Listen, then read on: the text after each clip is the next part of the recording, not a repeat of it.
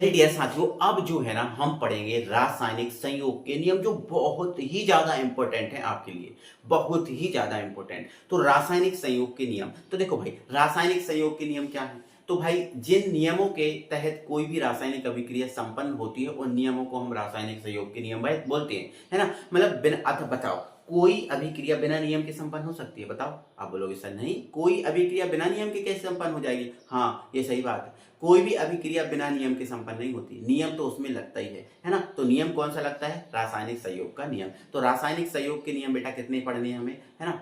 4 पढ़ने हैं, ठीक है। कितने पढ़ने हैं हमें? सॉरी 5 पढ़ लेंगे हम। कितने पढ़ लेंगे? 5 पढ़ लेंगे। तो रासायनिक संयोग के नियम बेटा हम कितने पढ़ेंगे? 5 पढ़ेंगे। तो पहला हम पढ़ेंगे, देखो, द्रव्यमान संरक्षण का नियम।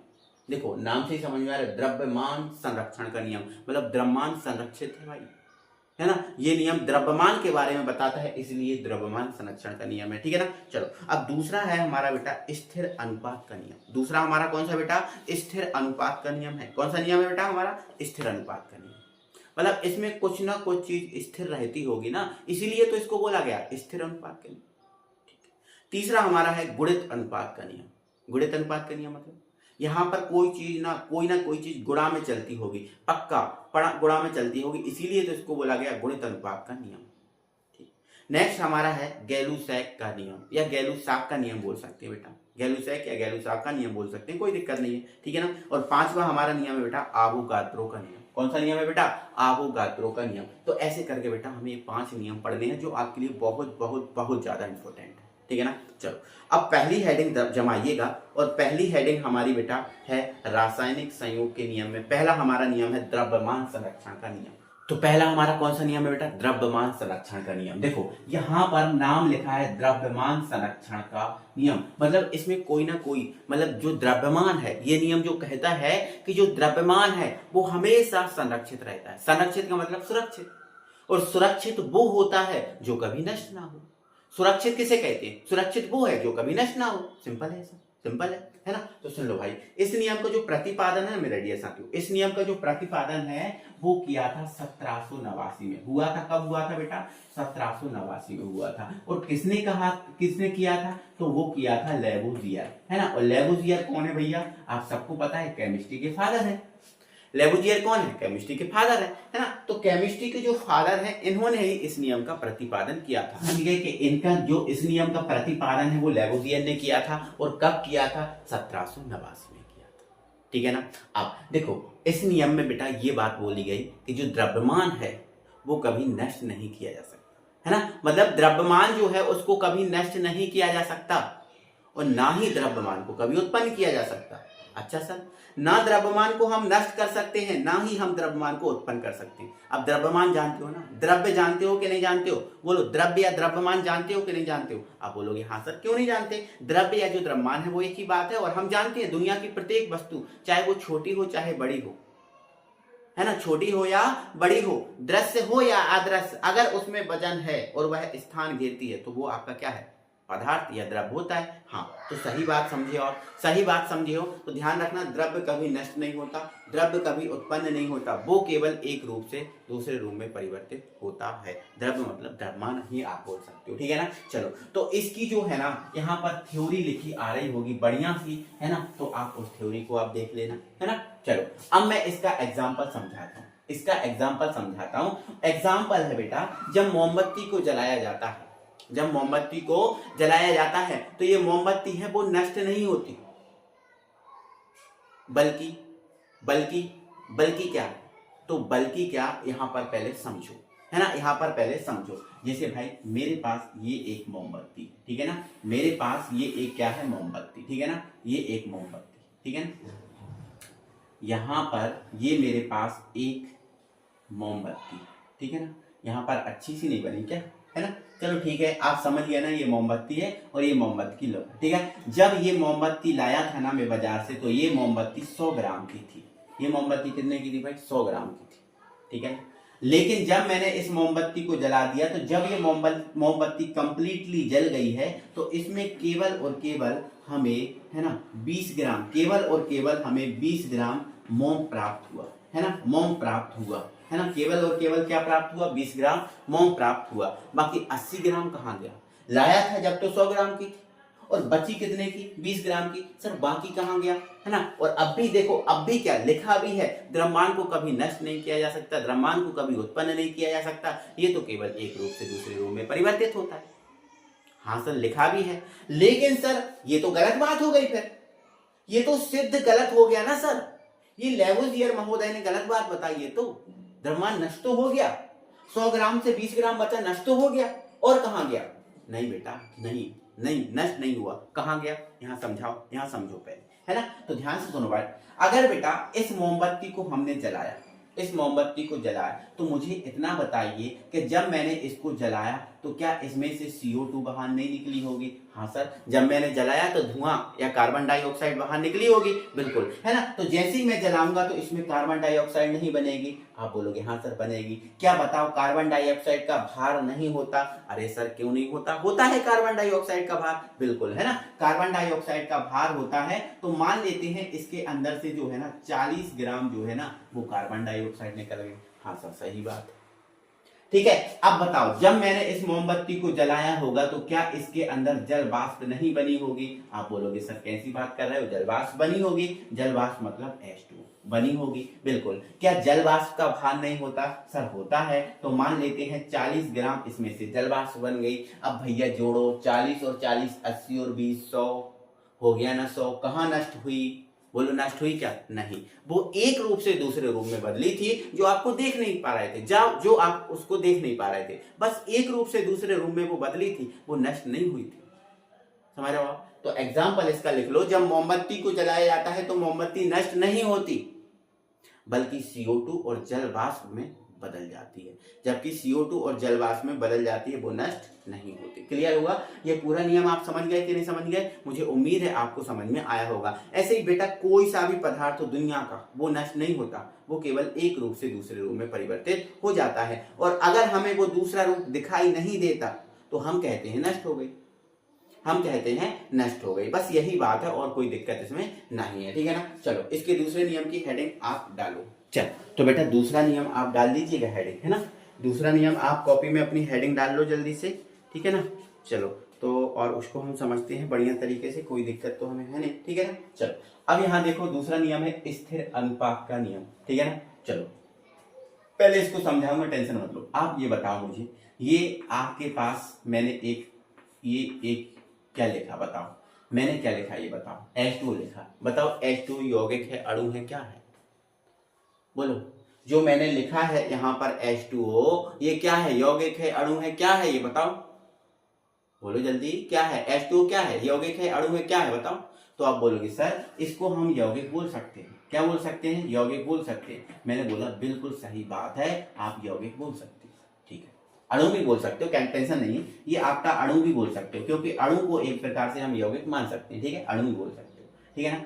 तो बताओ इस अणु में क्या परमाणु है। आप बोलोगे हाँ सर इस अणु में परमाणु है। देखो सर इसमें H है, कितने हैं, दो इसमें H है, और O है सर, O एक है। हाँ तो बताओ इस यौगिक में परमाणु है कि नहीं। आप बोलोगे हाँ सर है, इस यौगिक में परमाणु है, या इस यौगिक में तत्व है, परमाणु ही तत्व होता है। तो इस यौगिक में तत्व है क्या, आप बोलोगे हाँ सर। हाँ मैंने यहाँ पर लिखा CO2, है ना। मैंने बताओ इस यौगिक या जो अणु है इसमें तत्व या परमाणु है। आप बोलोगे हाँ सर, इसमें C1 है, O2 है। हाँ ठीक है। तो मैं आपको बस इतना बताना चाह रहा हूं कि किसी भी यौगिक में तत्व होते हैं। हाँ किसी यौगिक में तत्व होते हैं, या फिर किसी यौगिक में परमाणु होते हैं। हाँ सर होते हैं, क्या ही दिक्कत है बताओ, होते हैं, क्या दिक्कत है बताओ। तो देखो अब इस नियम को समझ जाओ। देखो सबसे पहले तो ये सुन लो कि इस अनुपात ये जो नियम आपको दिख रहा है ना, इस नियम का प्रतिपादन भैया 1799 में हुआ, ठीक है ना। 1799 में हुआ। किसने किया था, तो प्राउस्ट नामक वैज्ञानिक ने किया था, ठीक है ना। तो जो स्थिर अनुपात का नियम है 1799 में दिया गया था, और किसने दिया था, प्राउस्ट नामक वैज्ञानिक ने दिया था। हाँ ठीक है सर, हम ये बातें समझ गए, 1799 में दिया था, प्राउस्ट नामक वैज्ञानिक ने दिया था, ठीक है सर, ये बात हम समझ गए। अब सर ये जो स्थिर अनुपात का नियम है कहता क्या है, वो सुनाओ, वो बताओ। तो भाई यहां पर मैं आपसे कहना चाह रहा हूं, देखो नाम शब्द लिखा है स्थिर अनुपात का नियम, ठीक है, मतलब कुछ ना कुछ इसमें स्थिर रहती है चीज, हाँ रहती है। तो बेटा ये जो नियम कहता है, ये नियम कहता है किसी भी यौगिक में, दुनिया का कोई सा भी यौगिक है, किसी भी यौगिक में उपस्थित तत्वों की जो द्रव्यमान का अनुपात है, उपस्थित तत्वों के द्रव्यमान का अनुपात है, वो हमेशा निश्चित होता है, हमेशा निश्चित होता है। सर अभी बहुत अच्छे से नहीं समझे, देखो आप यहां पर समझो। जैसे मान के चलो भाई H2O, H2O को मैं कहीं से भी प्राप्त करूं, चाहे मैं H2O को नदी से प्राप्त करूं, चाहे मैं H2O को तालाब से प्राप्त करूं, है ना, चाहे मैं H2O को नाली से प्राप्त करूं, या H2O को मैं कहीं से भी प्राप्त करूं, है ना, उसका सूत्र तो H2O ही होगा। बताओ, अगर H2O नहीं है सूत्र, मतलब वो जल नहीं है, तो आप नदी से प्राप्त करो, तालाब से प्राप्त करो, नाली से प्राप्त करो, वर्षा से प्राप्त करो, दुनिया में से कहीं से भी प्राप्त करो आप जल को, उसका सूत्र तो भैया H2O ही होगा। हाँ सर होगा। और जब इसका सूत्र H2O है, जब इसका सूत्र H2O है, तो इसमें उपस्थित तत्वों का द्रव्यमान, तो बताओ H का द्रव्यमान कितना होगा? तो आप बोलोगे सर एक H का द्रव्यमान या एक H का जो भार है वो 1 होता है, तो 2 H का भार कितना होगा? 2 होगा सर। हाँ होगा। O का भार, सर O का भार 16 होता है, तो ये रहा आपका 16। अब काटा इनको, तो जैसे ही हमने काटा तो 2 एकम 2, है ना, 2 एकम 2 और 2 अट्ठे 16, तो मतलब 1:8 आया, 1:8 आया।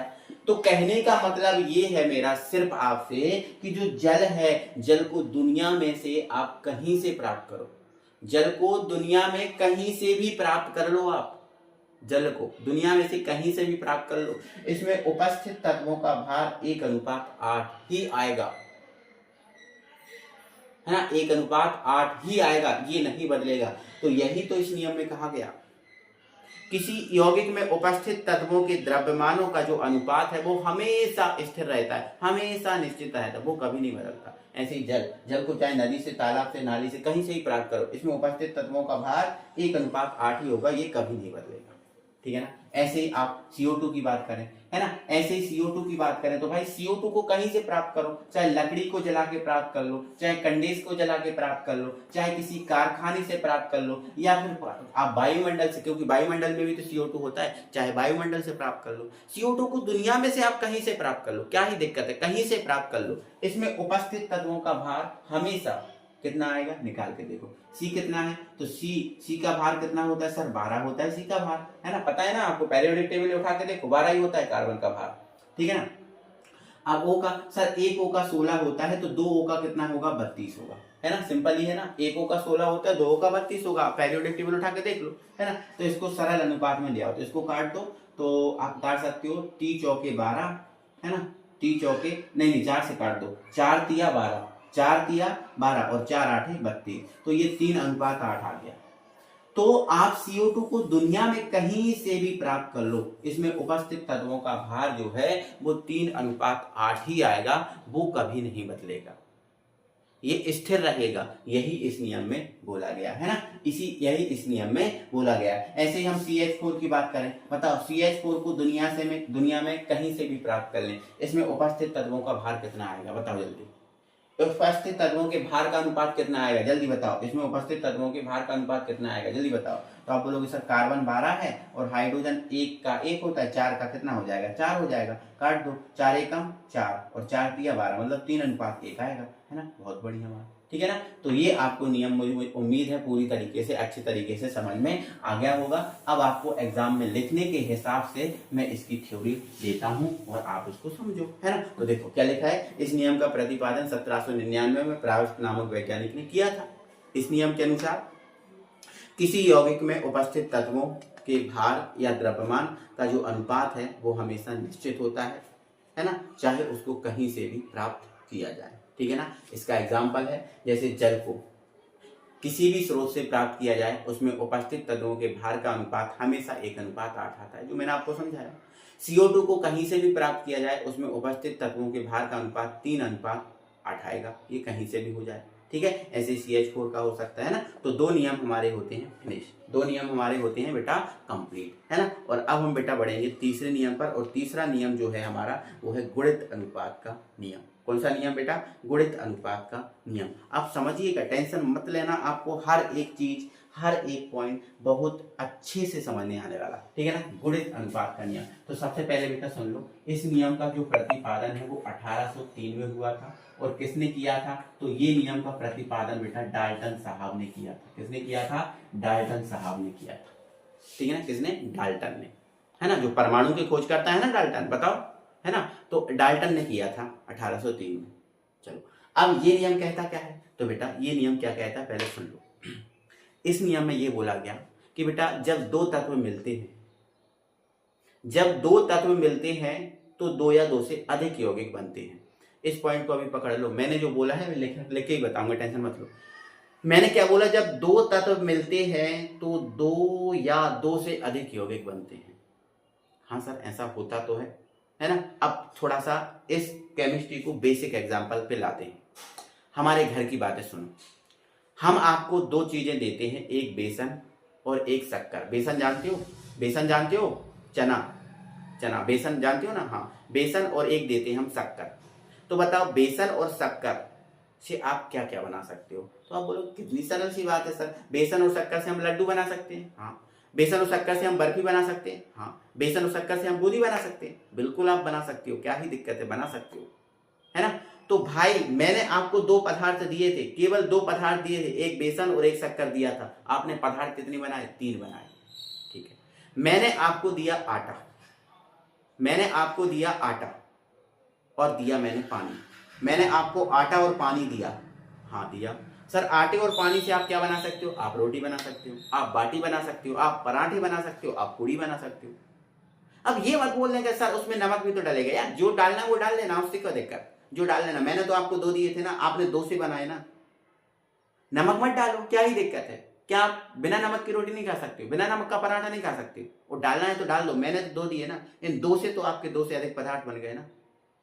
हाँ सर बन गए, है ना। हाँ बन गए, क्या ही दिक्कत है, बताओ, बन गए, है ना। तो ये बेसिक एग्जांपल है। अरे बेसिक में हमने देखा है कि जब दो चीजों को मिलाते हैं तो 2 या 2 से अधिक चीजें बन जाती हैं। और ऐसा ही ये केमिस्ट्री में भी है, ऐसा ही ये केमिस्ट्री में भी है। तो बेटा ये जो नियम है ये कहता है कि जब दो तत्वों को मिलाते हैं तो 2 या 2 से अधिक यौगिक बनते हैं। बहुत बढ़िया, बन जाते हैं। लेकिन ट्विस्ट है तो अब आएगा।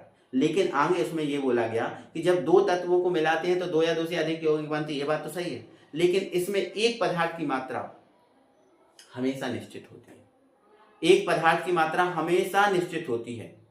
और जो दूसरा जो तत्व है, या दूसरा जो तत्व है वो गुणा में चलता है। दूसरा पदार्थ है वो गुणा में चलता है। जैसे मैं उदाहरण की बात करूं, जैसे मैंने बेसन और शक्कर को दिया, तो बेसन शक्कर से आपने लड्डू बनाए, बूंदी बनाई, बर्फी बनाई। इसमें एक चीज तो निश्चित है ना, क्या?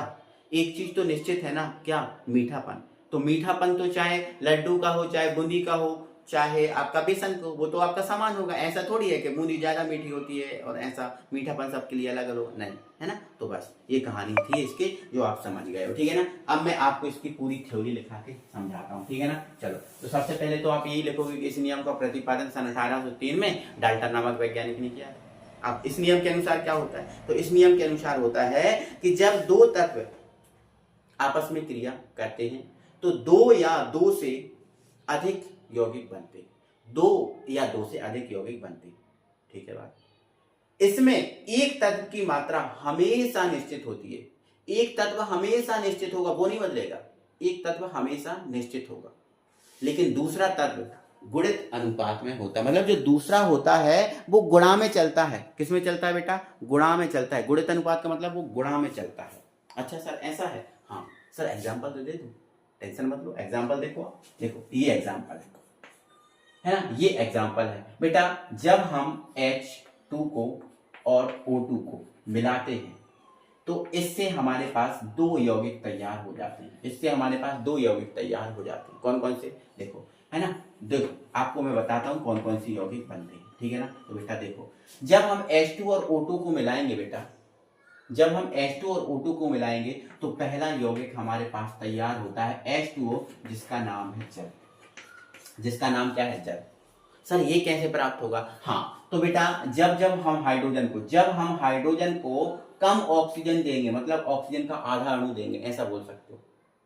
जब हम हाइड्रोजन को ऑक्सीजन कम देंगे तो H2O प्राप्त होगा। देखो 2 से 2 कट जाएगा, एक O ही बचेगा ना, 2 से 2 कट जाएगा, एक ही O बचेगा, तो H2 और एक O H2O बन गया, है ना। तो ध्यान रखना जब हाइड्रोजन को हम कम ऑक्सीजन देंगे तो H2O बनेगा।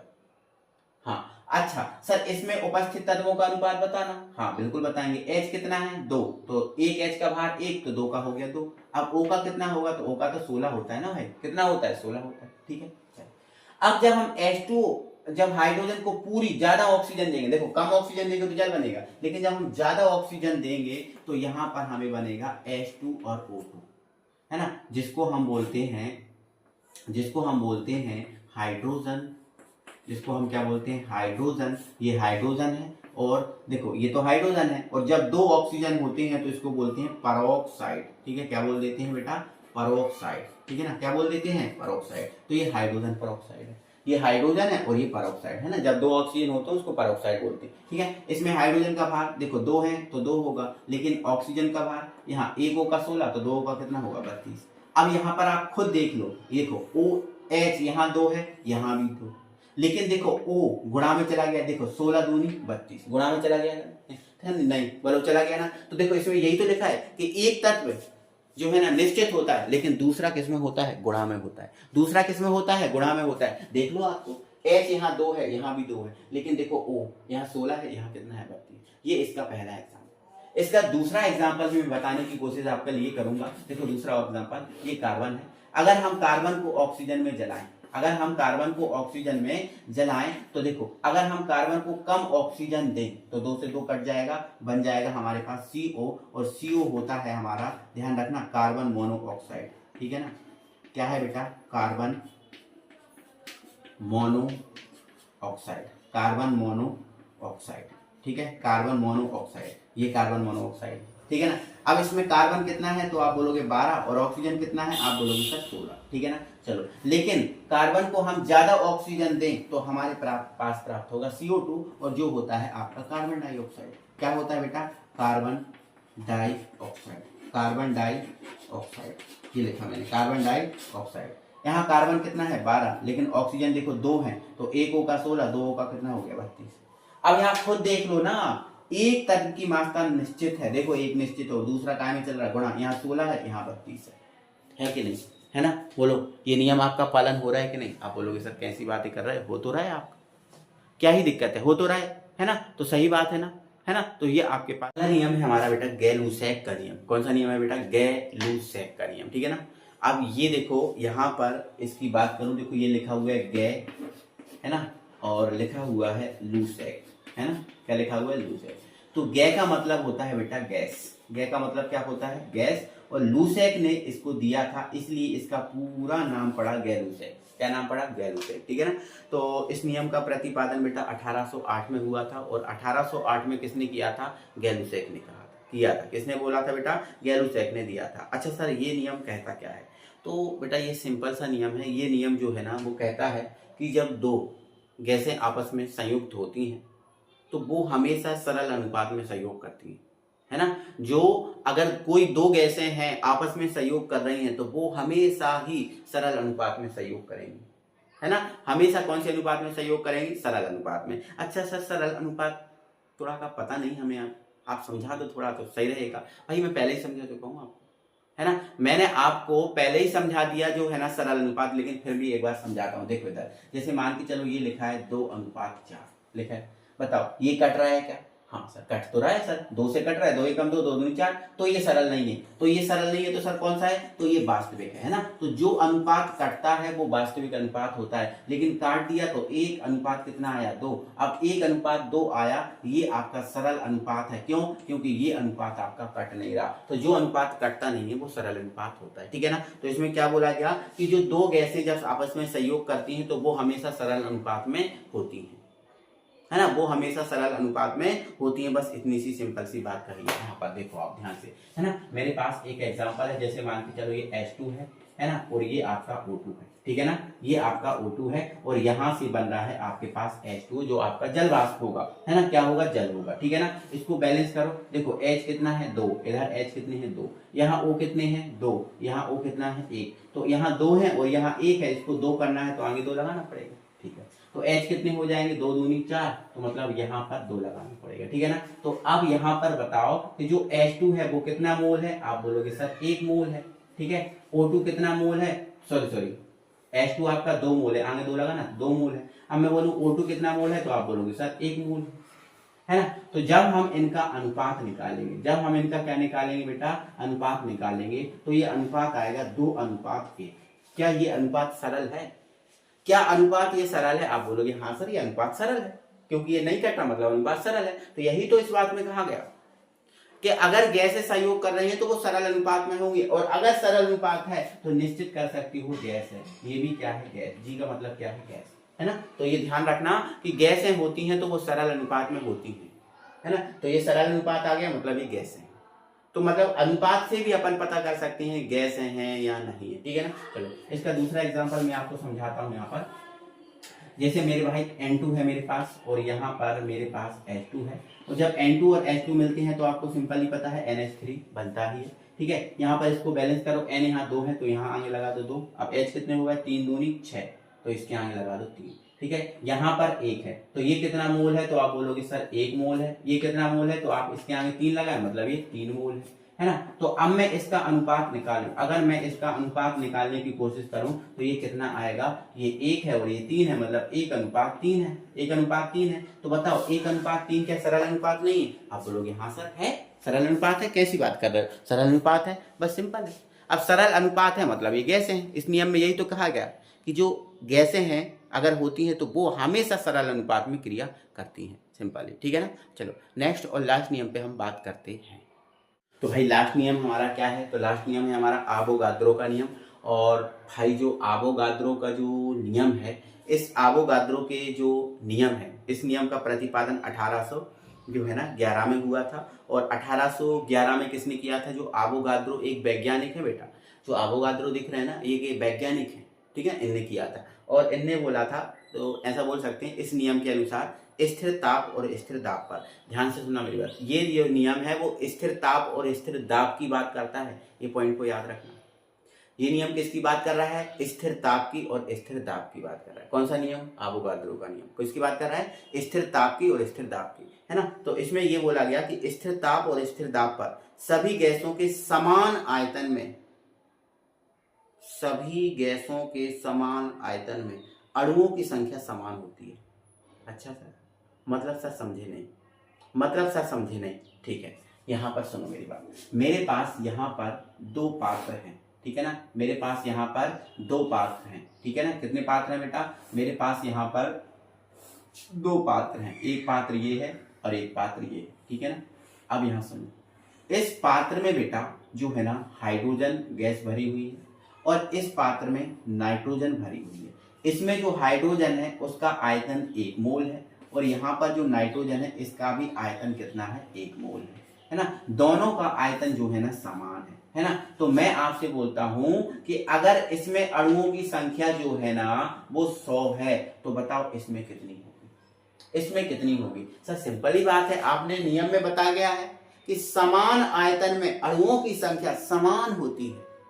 सर 1 मोल ये है तो 1 मोल तो ये है, अगर इसमें 100 अणु हैं तो इसमें भी तो 100 ही अणु होंगे। सर क्या ही बात है, शायद गैस कोई सी भी हो, कोई फर्क नहीं पड़ता, कोई फर्क नहीं पड़ता। आपने इसमें हाइड्रोजन भरी, इसमें नाइट्रोजन भरी, अगर ये 1 मोल में इसके 100 अणु हैं तो इसके भी 1 मोल में 100 ही अणु होंगे, 100 ही होंगे, है ना। क्योंकि बोला गया नियम में सभी गैसों के समान आयतन में अणुओं की संख्या समान होती है, सभी गैसों के समान आयतन में अणुओं की संख्या समान होती है, चाहे वो कोई सी भी गैस हो। यहां पर मान के चलो आपने भर दी, देखो एक और हमने तीसरा पात्र ले लिया है ना, इसमें हमने भर दिया 1 मोल एलपीजी भर दी। कौन सी गैस भर दी, एलपीजी भर दी। तो बताओ इसमें अणुओं की संख्या कितनी होगी, सर 1 मोल है ना, हाँ 1 मोल है तो मतलब 100 ही अणु होंगे, बस है ना। समान आयतन है तो अणुओं की संख्या क्या होगी, समान होगी, ठीक है। इसका एग्जाम्पल भी है, ओके इसका एग्जाम्पल भी हमारे पास है। देखो जैसे एग्जाम्पल आपको समझाता हूँ, जैसे मान के चलो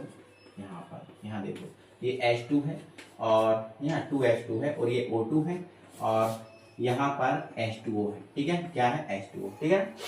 तो जैसे मान के चलो यहाँ ये कितना मोल है, 2 मोल है, ठीक है। और यहाँ पर ये कितना मोल है, 1 मोल है, ठीक है ना, 1 मोल है। और यहाँ पर ये कितना मोल है, 2 मोल है, ठीक है ना, कितना मोल है, 2 मोल। तो बताओ किसके अणुओं की संख्या समान होगी, है ना। तो आप बोलोगे सर H2O के H2 और जो H2O है इसका आयतन जो है ना सर देखो समान है, तो समान है अगर इसका आयतन, तो इन दोनों में अणुओं की संख्या क्या होगी, समान होगी, ठीक है ना। तो यहाँ पर लिख देना, यहाँ पर ये वाला एग्जांपल लिख देना, यहाँ पर अतः H2 व H2O के